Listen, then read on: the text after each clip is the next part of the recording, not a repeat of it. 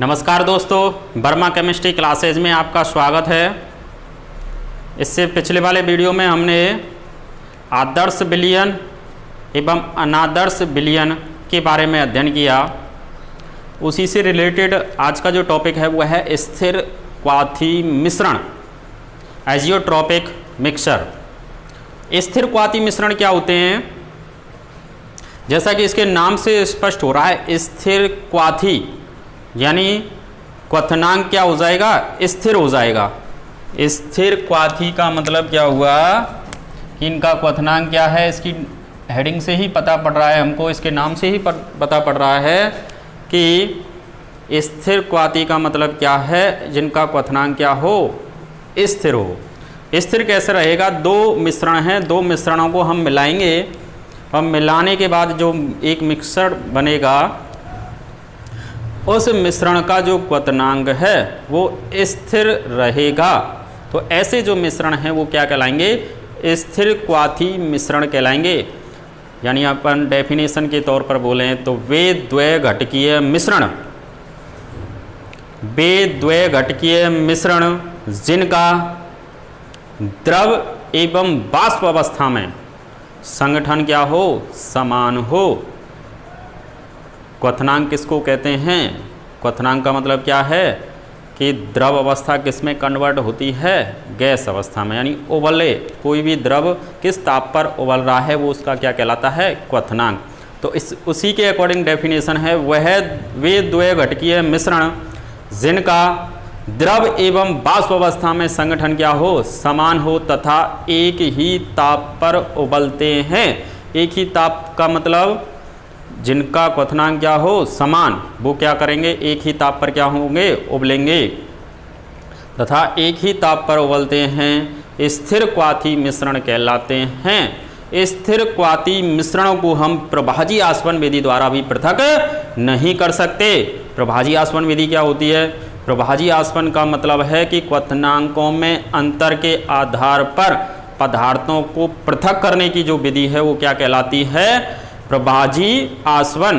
क्वथनांकों में अंतर के आधार पर पदार्थों को पृथक करने की जो विधि है वो क्या कहलाएगी? प्रभाजी आसवन विधि। हम प्रभाजी आसवन विधि से भी इनको पृथक नहीं कर सकते। तो हमने डेफिनेशन देगी स्थिर क्वाथी की, जैसा कि नाम से स्पष्ट हो रहा है, स्थिर क्वाथी क्वथनांक क्या करना है? स्थिर करना है। तो वे द्वैघटकीय मिश्रण जिनका द्रव एवं वाष्प अवस्था में संगठन समान होता है तथा एक ही ताप पर उबलते हैं। एक ही ताप पर उबलने का मतलब उनका क्वथनांक क्या हो? समान। तो वो क्या कहलाएंगे बताओ? स्थिर क्वाथी मिश्रण। स्थिर क्वाथी जो मिश्रण होता है इनके घटकों को हम प्रभाजी आसवन विधि द्वारा भी पृथक नहीं कर सकते। जब एक बार मिश्रण बन गया तो हम उनके जो घटक हैं जिनसे मिलकर वो मिश्रण बना है उनको हम प्रभाजी आसवन विधि द्वारा भी पृथक नहीं कर सकते। अब जो स्थिर क्वाथी जो मिश्रण है, यहाँ पे ये क्वेश्चन आया था बोर्ड में कि स्थिर क्वाथी मिश्रणों को प्रभाजी आसवन विधि द्वारा भी पृथक नहीं किया जा सकता, क्यों? तो आंसर क्या लिखते हैं अपन? स्थिर क्वाथी मिश्रणों को प्रभाजी आसवन विधि द्वारा पृथक नहीं कर सकते क्योंकि ये समान ताप पर उबलते हैं। यानी इनका क्वथनांक क्या होता है? समान होता है, इसलिए इनको हम प्रभाजी आसवन विधि द्वारा भी पृथक नहीं कर सकते। अब स्थिर क्वाथी जो मिश्रण हैं वो दो प्रकार के होते हैं। एक होते हैं निम्नतम क्वथनांकी या अधिकतम वाष्पदाबी। जिसका क्वथनांक निम्नतम होगा उसका वाष्पदाब क्या हो जाएगा? अधिकतम। क्योंकि हम जानते हैं कि वाष्पदाब और क्वथनांक एक दूसरे के व्युत्क्रमानुपाती होते हैं। वाष्पदाब और क्वथनांक एक दूसरे के क्या होते हैं? व्युत्क्रमानुपाती। तो देखिए यहाँ पे लिखा हमने निम्नतम क्वथनांकी। निम्नतम क्वथनांकी का मतलब क्वथनांक कम, इसका मतलब वाष्पदाब क्या लिख दिया? ज़्यादा। तो या करके हमने क्या लिख दिया? अधिकतम वाष्पदाबी स्थिर क्वाथी मिश्रण। यानी हमको निम्नतम क्वथनांक करना है या अधिकतम क्या करना है? वाष्पदाब। तो निम्नतम क्वथनांक का मतलब तो ये हुआ, या अधिकतम वाष्प दाब का मतलब क्या हुआ कि हमने जब राउल्ट का नियम पढ़ा था, राउल्ट के नियम के बाद क्या पढ़े हमने, आदर्श और अनादर्श विलयन पढ़े। तो उसमें देखा था हमने कि पी का जो राउल्ट के नियम में धनात्मक विचलन वाले क्या थे, पी का मान उसके घटक P A plus P B से अधिक होना चाहिए। ये धनात्मक विचलन के लिए देखा था हमने कि दो घटक हैं ए और बी, उनके आंशिक दाब का मान क्या है, कम होगा किससे, कुल दाब से, यानी कुल दाब का मान अधिक होना चाहिए उनके घटकों से। तो उसको क्या बोलेंगे हम, धनात्मक विचलन वाला, यानी अधिकतम वाष्पदाबी। अधिकतम वाष्पदाबी का मतलब क्वथनांक, वो वाष्पदाब अधिक कब होगा, जब कैसा विचलन हो राउल्ट के नियम से, धनात्मक। और चूंकि वाष्पदाब अधिक है, इसका मतलब क्वथनांक क्या हो जाएगा, कम। वाष्पदाब अधिक, क्वथनांक कम। तो हमने लिखा निम्नतम क्वथनांकी या अधिकतम वाष्पदाबी। तो अधिकतम वाष्पदाबी का मतलब धनात्मक विचलन वाले में आ गया। तो इस प्रकार के स्थिरक्वाती मिश्रण का क्वथनांक उसके घटकों के क्वथनांक से क्या होता है, कम। यानी ये तो वाष्पदाब की बात हुई, वाष्पदाब तो क्या होगा, कुल दाब क्या होगा, अधिक उसके घटकों से। लेकिन यहाँ पे अगर हम बॉइलिंग पॉइंट की बात करें तो ये तो उल्टा हो जाएगा इससे। बॉइलिंग पॉइंट किससे, बॉइलिंग पॉइंट किस किस से, ए से और बी से क्या हो जाएगा, कम। उसके जो दो घटक हैं ए और बी, उनके बॉइलिंग पॉइंट से क्या होगा, कम होगा। तो देखिए हम कह रहे हैं कि इस प्रकार के स्थिरक्वाती मिश्रण का जो क्वथनांक है, निम्नतम क्वथनांक है, इसकी हेडिंग से ही डेफिनेशन है। इस प्रकार के स्थिरक्वाती मिश्रण का क्वथनांक उसके घटकों के क्वथनांक से क्या हो गया, कम हो गया।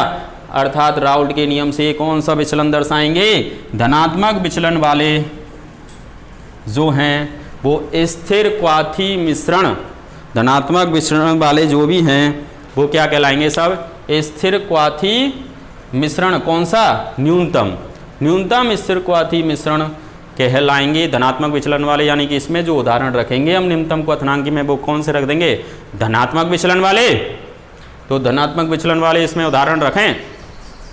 तो देखिए जैसे बात करें, एक एग्जाम्पल लिया हमने कि एक एथिल एल्कोहल है और इसमें लिया मैंने जल।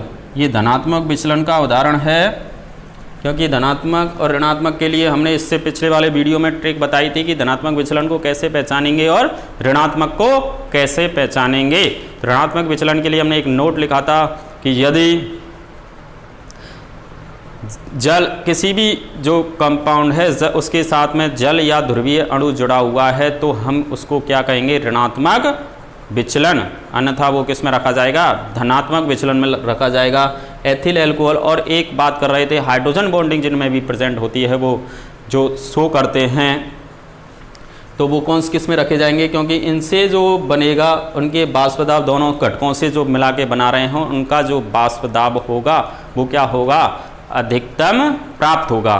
तो जैसे ही इन दोनों की बात करें, दो मिश्रण लिए हमने धनात्मक विचलन वाला, एक उदाहरण लिया जैसे C2H5OH प्लस H2O, या दूसरा उदाहरण अपन क्या ले सकते हैं, benzene plus chloroform, benzene plus chloroform, chloroform plus toluene,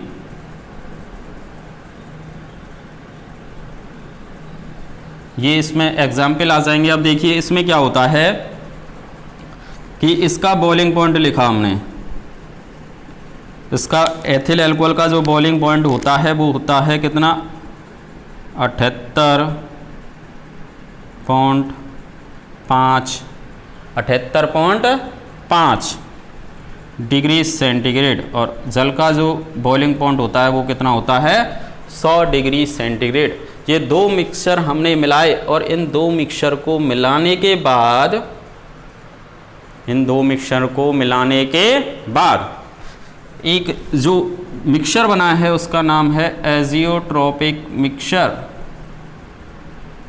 स्थिरक्वाथी मिश्रण। स्थिरक्वाथी जो मिश्रण बना है, इसका जब क्वथनांक देखा गया तो ये एक ही ताप पर उबलेगा, समान ताप पर उबलेगा, लेकिन उसमें भी क्या कंडीशन है कि इन दोनों के क्वथनांक से इसका मान क्या आएगा, कम।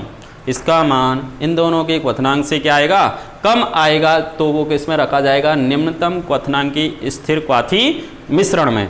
तो इसका जैसे ही हमने चेक किया तो इसका जो क्वथनांक आया वो कितना आया एजियोट्रॉपिक मिक्सचर का, 78.1। तो देखिए इससे भी कम है और इससे भी, उसके घटकों से इसका क्वथनांक क्या हो गया, कम हो गया, जिनसे मिलकर बना है। तो ऐसा जो मिश्रण है वो क्या कहलाएगा, निम्नतम क्वथनांकी स्थिर क्वाथी मिश्रण। तो समझ में आ गया। अब दूसरा देखें अपन,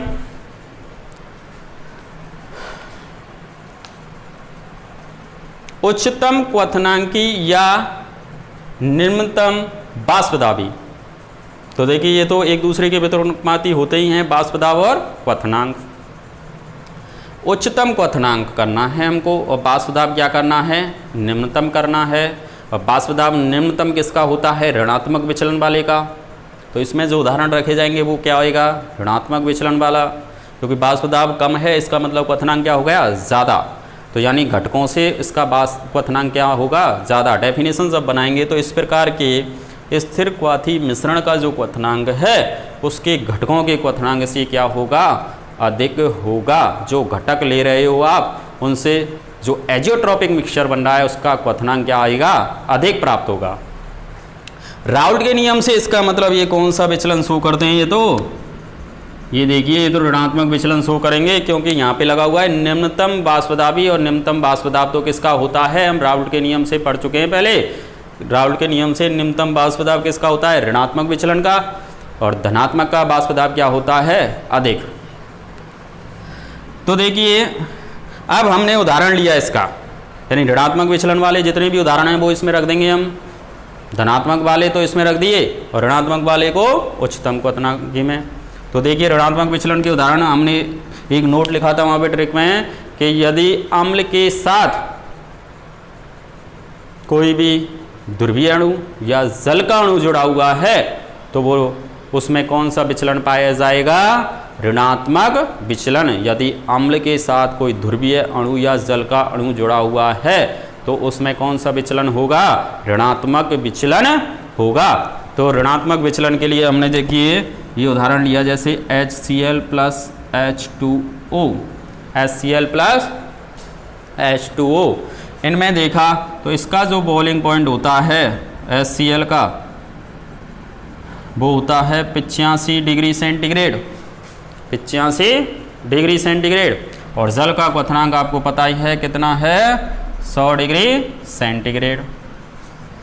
इन दोनों से जो मिश्रण बना उसका नाम है स्थिर क्वाथी मिश्रण, एजियोट्रॉपिक मिक्सर। स्थिर क्वाथी मिश्रण बन गया। अब ये जो बना है स्थिर क्वाथी मिश्रण, इसका क्वथनांक तो स्थिर रहेगा, लेकिन स्थिर वाला कौन सा है, उसकी भी कंडीशन क्या है कि ये इन दो घटकों से मिलकर बना है जो कौन सा विचलन शो करते हैं, ऋणात्मक विचलन शो करते हैं। इसका मतलब उच्चतम इनका जो क्वथनांक है वो उसके घटकों से क्या होगा, अधिक। यानी ये इन दोनों से क्या प्राप्त होगा, अधिक होगा। यानी इसका मतलब 100 से तो ज़्यादा ही होगा। इसका एक वैल्यू 85 है, एक 100 है, तो इसका मतलब इस मिश्रण का जो क्वथनांक है वो किससे ज़्यादा होगा, 100 से ज़्यादा होगा। और जब इसको कैलकुलेट किया तो इसका मान कितना प्राप्त हुआ, 108 डिग्री 5 मिनट, या 108 पॉइंट हम क्या लिख सकते हैं, 5 डिग्री सेंटीग्रेड। 108.5 डिग्री सेंटीग्रेड इसका एजियोट्रॉपिक मिक्सचर का क्या प्राप्त हुआ, क्वथनांक प्राप्त हुआ। जब इन दोनों मिश्रणों को मिलाया गया तो एक एजियोट्रॉपिक मिश्रण बना जो समान ताप पर उबलेगा। वो समान ताप कितना होता है, इन दोनों घटकों के से क्या होगा, अधिक होगा, इसलिए इसका नाम पड़ गया अधिकतम क्वथनांकी स्थिर क्वाथी मिश्रण। तो ये टॉपिक हमने क्लियर किया। ये वीडियो आपको कैसा लगा, please subscribe, like and bell icon button दबाना ना भूलें। धन्यवाद।